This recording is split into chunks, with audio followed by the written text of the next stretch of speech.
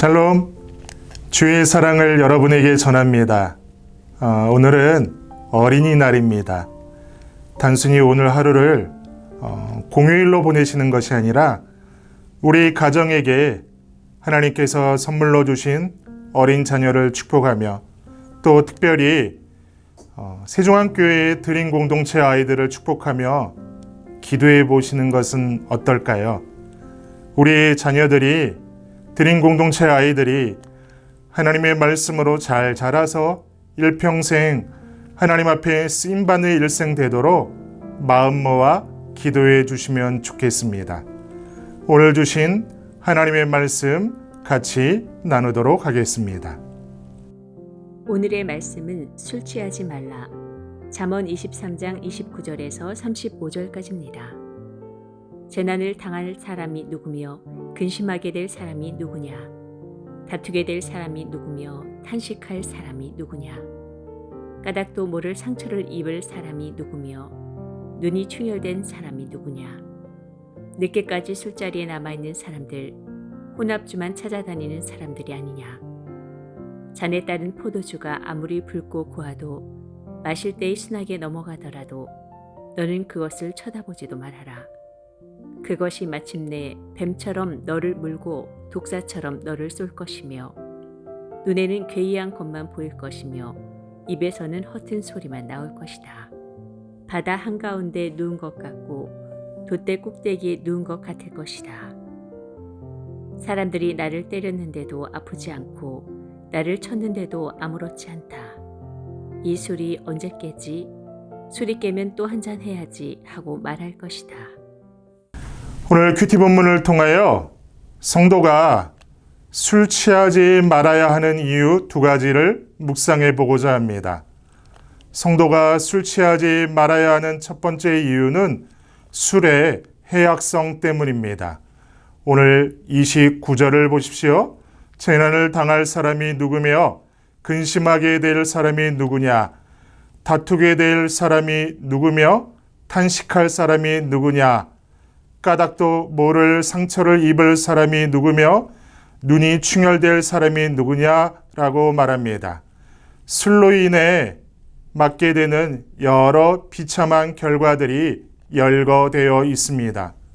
물이 귀한 중동 지방에서 포도주와 같은 술은 식사와 잔치 때에 없어서는 안 될 귀한 음료였습니다.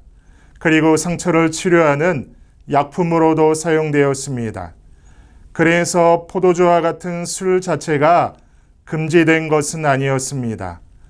때문에 잠언의 저자는 오늘 29절에서 언급된 재앙의 대상자를 분명히 하고자 30절에서 늦게까지 술자리에 남아있는 사람들, 혼합주만 찾아다니는 사람들이라는 표현을 사용하였습니다. 즉 항상 술에 절어 사는 자나 날마다 새로운 술을 찾아 헤매며 술에 중독되어 헤어나오지 못하는 자에게 이와 같은 해악이 뒤따르게 될 것임을 말하였던 것입니다. 그렇다면 술의 해악은 무엇일까요? 재난과 근심, 다툼과 탄식, 까닭 모를 상처와 충혈될 눈이 바로 그것입니다. 여기서 충혈될 눈은 술로 인해 건강이 심하게 훼손된 상태를 말하는 것입니다. 또 까닭 모를 상처는 감각이 마비되어 비틀거림으로써 얻게 되는 상처를 말합니다.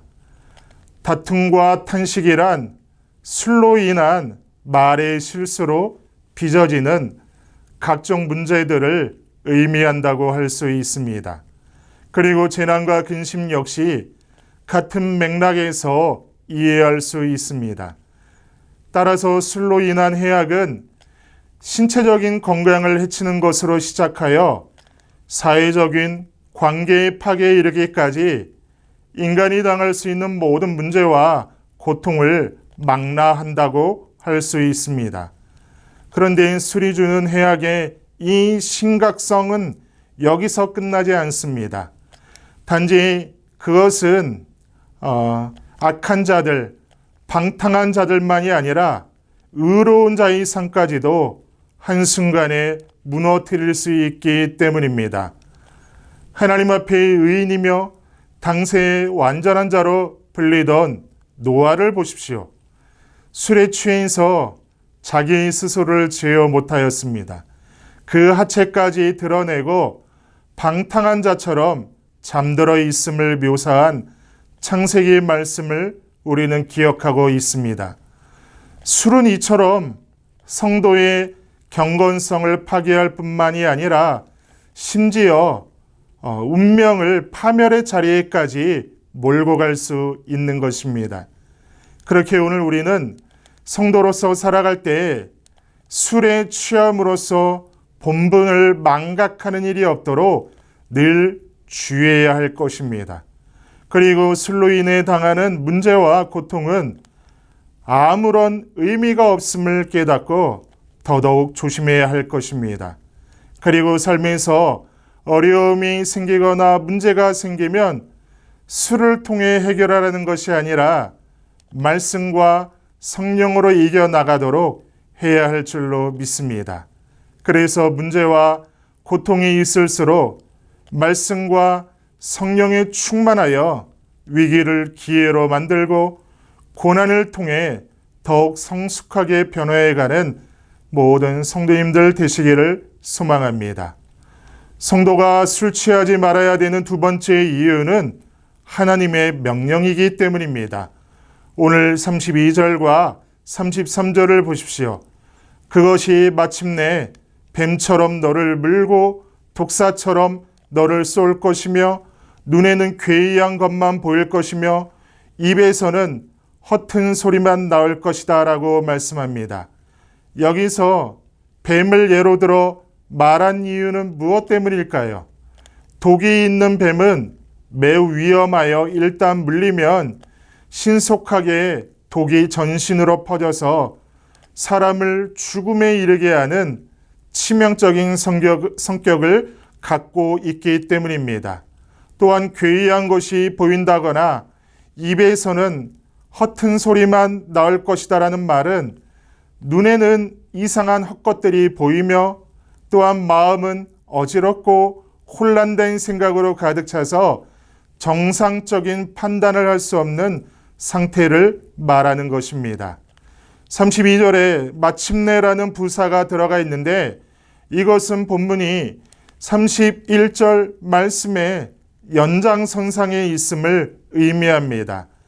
즉 31절의 표현처럼 술은 처음에는 아름다운 빛깔과 맛으로 사람을 유혹하며 목을 통해 순하게 넘어가지만 마지막은 독사의 치명적인 독처럼 쓰디쓴 고통과 파멸을 안겨준다는 말입니다. 큐티 영상을 함께하는 사랑하는 성도 여러분, 술은 평소에는 누릴 수 없는 기쁨과 쾌락을 주는 인생에 있어서 너무나도 중요한 것처럼 보입니다. 그러나 과도한 음주 습관은 치명적인 손상을 입히게 됩니다. 또한 인간의 이성적인 판단과 감각을 마비시키고 영혼의 건강을 해쳐서 다른 죄들을 유발하게 하는 것입니다. 이렇게 되면 온전한 인간관계를 맺고 사회생활을 하는 것 자체가 불가능하게 되는 것입니다. 뿐만 아니라 가정은 궁핍하게 되지요. 가족 관계의 관계는 파괴되어서 가정이 해체되는 결과까지 이르게 됩니다. 동시에 하나님과의 관계마저 파괴되어 더 이상 희망과 소망을 가질 수 없는 절망 그 자체인 인생이 되고 마는 것입니다.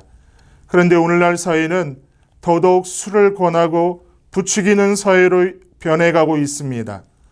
술 없이는 우정도 친분도 나눌 수 없는 상태가 되어버렸기에 끊임없이 술에 대한 유혹을 받고 있고 조금씩 마음의 거부감을 없애면서 술 마시는 것에 합리화하며 지내는 그런 이들이 많이 있음을 보게 됩니다.